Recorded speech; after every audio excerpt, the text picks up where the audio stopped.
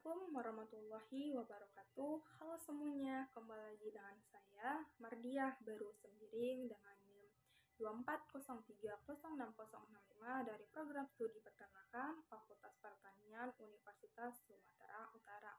Pada video kali ini, saya akan menjelaskan mengenai metabolisme lipid untuk mata kuliah biokimia dengan dosen pengampu Ibu Insinyur Tati Widianasari, SPT, MP, IPM.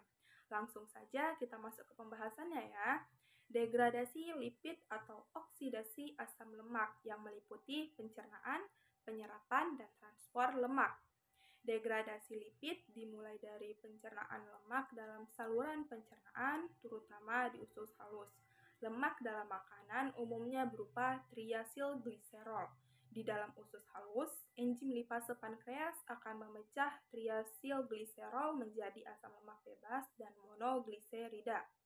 Agar bisa dicerna, lemak harus diemulsi terlebih dahulu oleh garam empedu yang dihasilkan oleh hati dan disimpan di kantong empedu. Emulsifikasi ini membentuk misel yang membantu larutnya lemak dalam lingkungan berair di usus.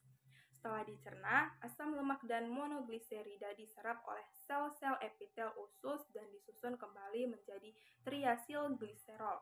Selanjutnya, mereka dibungkus dalam partikel lipoprotein yang disebut kilomikron, lalu ditransportasikan melalui sistem limfatik dan darah ke berbagai jaringan tubuh. Selanjutnya ada beta-oksidasi asam lemak. Setelah lemak sampai di jaringan, tubuh bisa menggunakannya sebagai sumber energi melalui proses yang disebut beta-oksidasi. Proses ini terjadi di dalam mitokondria dan dimulai dengan aktivasi asam lemak menjadi asil-CoA. Kemudian diangkut ke dalam mitokondria melalui sistem karnitin. Beta-oksidasi terdiri dari 4 proses utama ya. Yang pertama ada dehidrogenasi, hidratasi, dehidrogenasi, dan triolisis. Step pertama, dehidrogenasi atau oksidasi berperan pada pembentukan rantai ganda atom C2 sampai C3 mempunyai akseptor hidrogen FAD+ antara asam lemak yang berbeda panjangnya, beda enzimnya. Step yang kedua, hidratasi. Mengkatalisis hidrasi transenoli CoA. Enzim bersifat stereospesifik dan menghasilkan 3L-hidroksiasil CoA. Step yang ketiga ada dehidrogenasi, yaitu mengkatalis oksidasi min OH pada C nomor 3 atau C beta menjadi keton. Akseptor elektronnya adalah NAD+. Step yang keempat itu tiolisis. Beta-ketotiolase mengkatalisis pemecahan ikatan tioester. Asetil-CoA dilepas dan tersisa asam lemak asil-CoA yang terhubung dengan tio, sistin, MLL, ikatan tioester. Setelah itu ada biosintesis lipid yang berupa sintesis asam lemak. Kebalikan dari beta-oksidasi adalah sintesis asam lemak yang terjadi di sitoplasma, terutama di hati dan jaringan adiposa. Sintesis ini dimulai dari asetil-CoA yang dikonversi menjadi malonyl-CoA oleh enzim asetil-CoA karboksilase. Proses dilanjutkan oleh enzim kompleks fatty acid sintase yang menyusun asam lemak rantai panjang dengan menambahkan 2 atom karbon tiap siklus.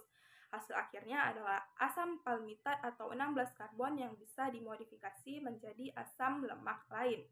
Selanjutnya ada sintesis triasilgliserol. Asam lemak hasil sintesis bisa disimpan sebagai triasilgliserol yang dibentuk oleh gliserol 3-fosfat dan 3 molekul asam lemak. Triasilgliserol pada hepar dan jaringan adiposa dibentuk melalui senyawa antara asam fosfatidat atau pada sel usus triasilgliserol berasal dari 2 monoasilgliserol. Jaringan adiposa tidak memiliki gliserol kinase sehingga tidak menggunakan gliserol yang dihasilkan oleh enzim lipoprotein lipase atau LPL. Insulin merangsang pembentukan LPL dan metabolisme glukosa menjadi asam lemak dalam jaringan adiposa. Selanjutnya itu ada sintesis fosfolipid. Fosfolipid merupakan golongan senyawa lipid yang mengandung gugus ester fosfat dan merupakan bagian dari membran sel makhluk hidup. Bersama dengan protein, glikolipid, dan juga kolesterol. fosfolipid terdiri atas 4 komponen, yaitu asam lemak, gugus fosfat, alkohol yang mengandung nitrogen, dan juga suatu kerangka. Dan selanjutnya ada sintesis kolesterol dan steroid. Kolesterol berfungsi sebagai komponen stabilisasi membran sel, prekursor garam empedu, dan juga prekursor hormon steroid. Disintesis hampir pada semua sel, terutama hepar dan juga usus. Prekursor sintesis kolesterol ialah asetil-CoA. Dan kecepatan sintesis kolesterol ditemukan oleh enzim HMG-CoA reduktase.